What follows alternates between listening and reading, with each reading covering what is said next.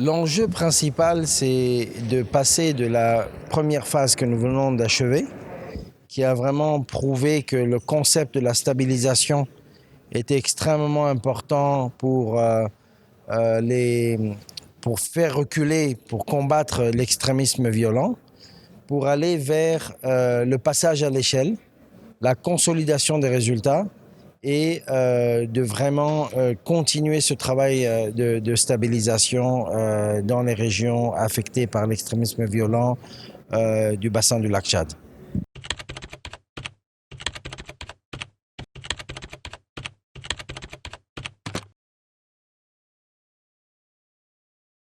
En ce qui nous concerne, le PNUD, notre focus est sur ce qu'on appelle la stabilisation immédiate.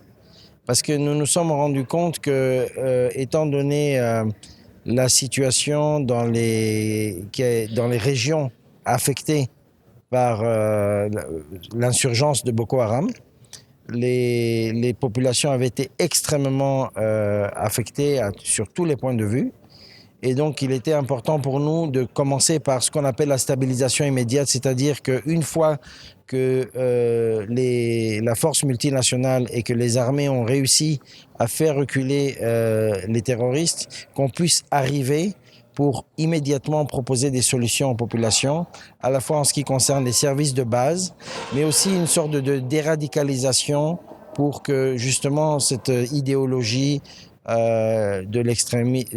pour combattre cette idéologie de l'extrémisme.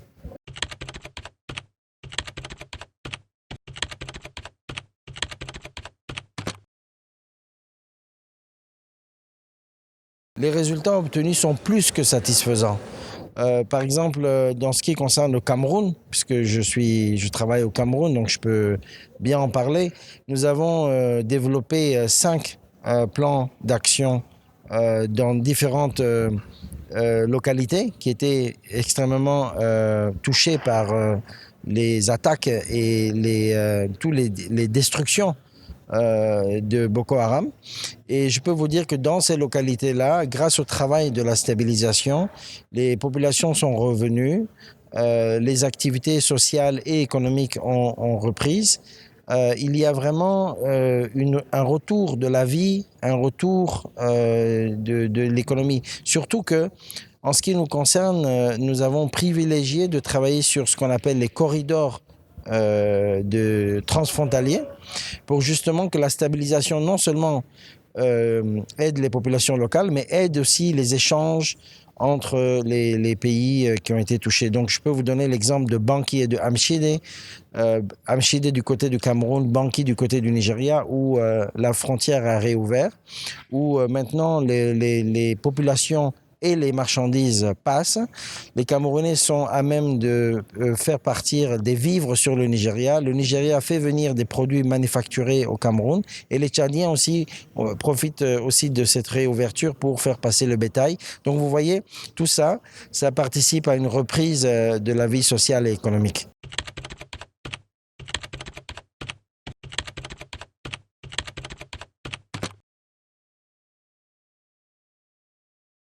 Le rôle des gouverneurs, c'est un rôle qui est fondamental parce que c'est évidemment eux qui sont sur la ligne de front et c'est eux qui sont vraiment en charge du développement et de la situation dans les régions, dans les localités qui ont été touchées. Donc leur leadership, mais aussi leur appartenance, le fait que ce programme a été vraiment compris par eux, et c'est vraiment un acquis fondamental. Sans les gouverneurs, sans les autorités locales, sans les populations, évidemment, tout ça ne peut pas fonctionner. Donc, vous avez raison de souligner ce point. Le plaidoyer des gouverneurs a été très fort. Et c'est aussi un signal, d'ailleurs, que ce programme fonctionne, parce que quand les gouverneurs eux-mêmes font appel à plus d'efforts dans la direction de la stabilisation, c'est un point très positif.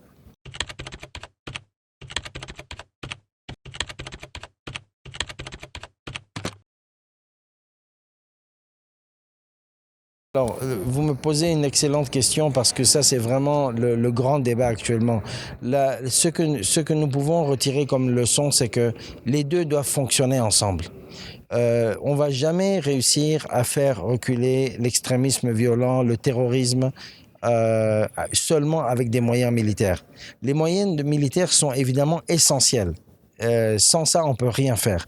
Mais aujourd'hui, force est de constater qu'il faut combiner à la fois une approche militaire pour faire reculer le terrorisme, mais en parallèle, apporter des solutions aux populations, justement pour éviter ce dont je vous parlais tout à l'heure, pour éviter que les populations restent vulnérables.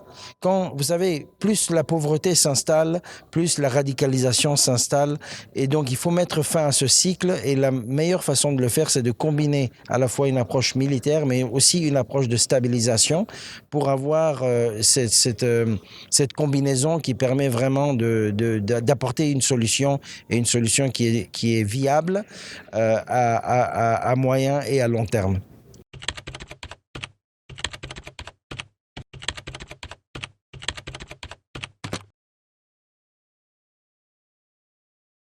Comme vous avez vu dans les stands que nous avons ici, le PNUD Cameroun attache une importance très importante à la question des jeunes. Les jeunes au Cameroun, c'est 60% de la population. Il y a un taux de sous-emploi de 75%.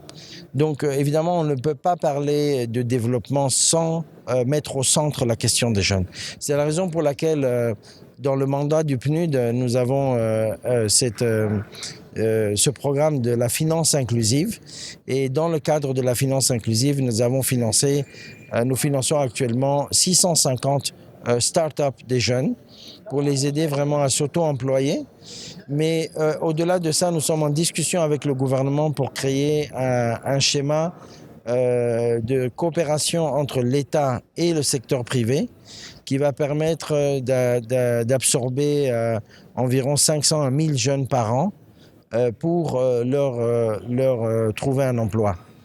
Nous avons investi actuellement environ 2 à 3 millions de dollars dans ce programme et nous comptons vraiment mobiliser davantage de ressources pour faire de la question de l'emploi des jeunes une question prioritaire pour les 4 prochaines années dans notre programme de coopération avec le gouvernement.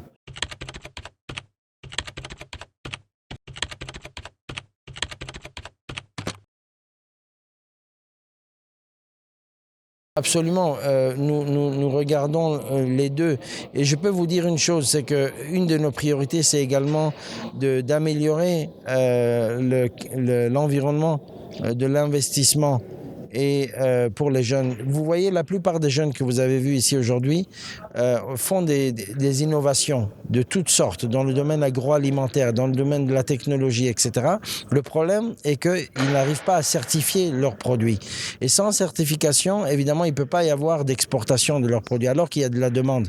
Donc, une des conversations, en fait, des discussions que nous avons avec le gouvernement, et je suis très content que le gouvernement soit sensible à cela, c'est à travers l'Agence nationale de l'harmonisation, la NEO, de faciliter la certification des jeunes et de rendre la bureaucratie autour de ça beaucoup plus souple pour qu'ils puissent enregistrer, certifier leurs produits plus rapidement, mais également enregistrer leur start-up beaucoup plus facilement et à des coûts réduits. Donc nous avons vraiment toute une discussion avec le Premier ministre et avec le ministre des Petites et Moyennes Entreprises pour faciliter ce processus.